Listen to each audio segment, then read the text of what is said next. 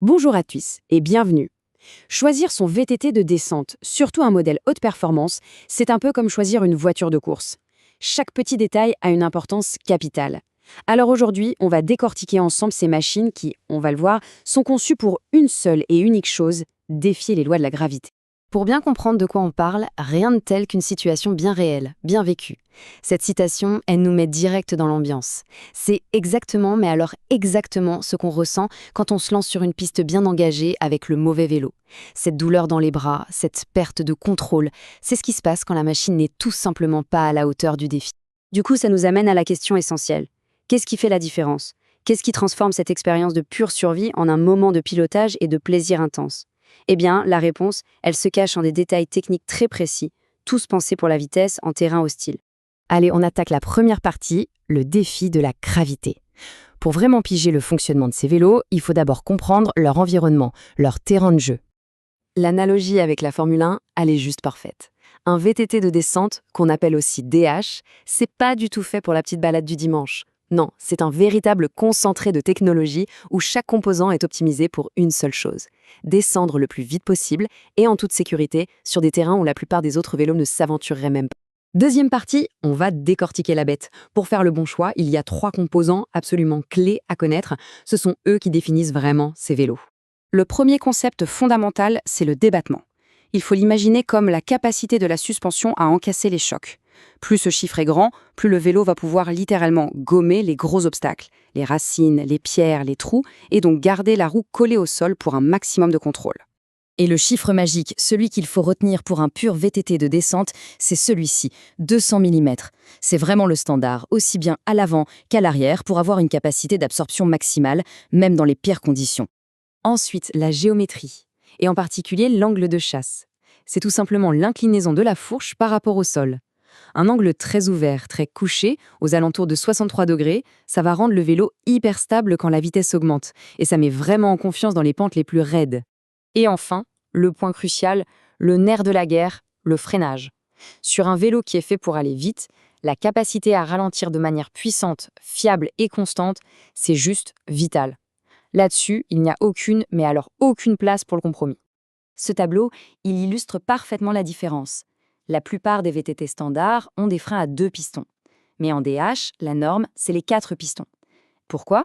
Bon, déjà, ils sont plus puissants. Mais surtout, et c'est ça le plus important, ils gèrent beaucoup mieux la chaleur. Ça évite ce qu'on appelle le fading, cette perte de puissance quand les freins surchauffent, et ça aide aussi à lutter contre la tétanisation des avant-bras, le fameux arm pump.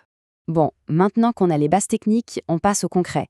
Voyons quelques machines de rêve, les pur sang de la compétition, les vélos conçus sans aucun compromis.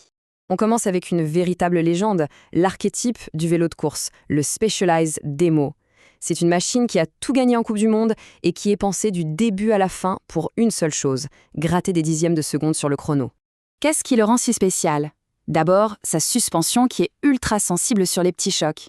Il y a aussi son concept de S-sizing, qui permet de choisir la longueur du vélo non pas en fonction de sa taille, mais de son style de pilotage, ce qui est génial. Et bien sûr, sur les modèles les plus hauts de gamme, on retrouve des suspensions de la marque Öhlins. Et cette phrase, elle résume tout.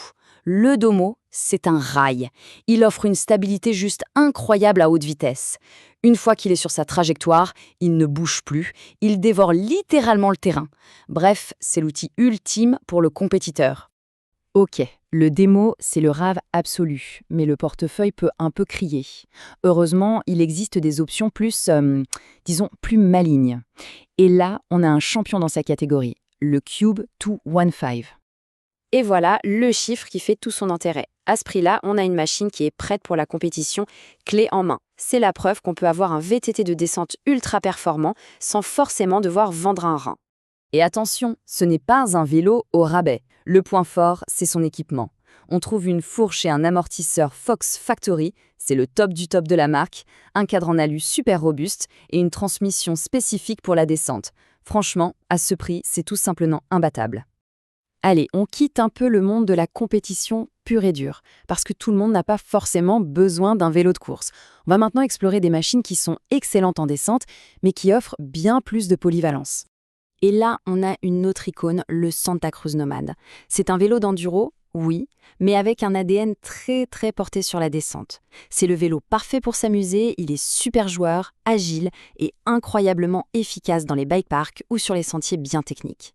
Une de ses plus grandes forces, c'est ce qu'on appelle le montage de roue mulette. Non, ce n'est pas une coupe de cheveux. C'est très simple. On a une grande roue de 29 pouces à l'avant pour passer plus facilement les obstacles et garder de la vitesse, et une plus petite roue de 27,5 pouces à l'arrière pour que le vélo reste vif et agile dans les virages. C'est le meilleur des deux mondes. Le problème avec ce genre de machine, c'est qu'on a envie d'enchaîner les descentes encore et encore. Mais que faire quand il n'y a pas de remontée mécanique? C'est là que la fée électricité entre en jeu. Avec un modèle comme le Focus Sam Carré, on pourrait le décrire comme un mini DH qui vous aide à remonter à la pédale. Il a un moteur Bosch surpuissant, une batterie énorme qui permet de rouler toute la journée et un débattement très très généreux qui le rend hyper à l'aise dès que la pente s'inverse. Bon, on a vu pas mal de profils de vélos différents, des machines de course, des vélos plus fun, des électriques. Alors comment s'y retrouver dans tout ça et faire le bon choix? On va synthétiser tout ça. Ce tableau final, c'est un peu le guide parfait. Il suffit de s'identifier à un profil. L'obsession, c'est le chrono, alors c'est un pur raceur comme le Domo. On cherche le meilleur rapport qualité-prix, le cube est imbattable. Le but, c'est de s'éclater en bike park, le Nomade est fait pour ça. Et si on veut pouvoir tout faire, monter et descendre, alors un bon enduro ou un VAS sera le choix idéal. Finalement, le meilleur vélo, ce n'est pas qu'une fiche technique, c'est celui qui donne confiance, celui qui inspire à rouler plus fort, à repousser ses limites. Que ce soit la précision chirurgicale d'un vélo de course ou la polyvalence d'un enduro, l'essentiel, c'est ce petit mélange d'appréhension et d'excitation qu'on ressent en haut de la piste. Alors, on se retrouve là-haut?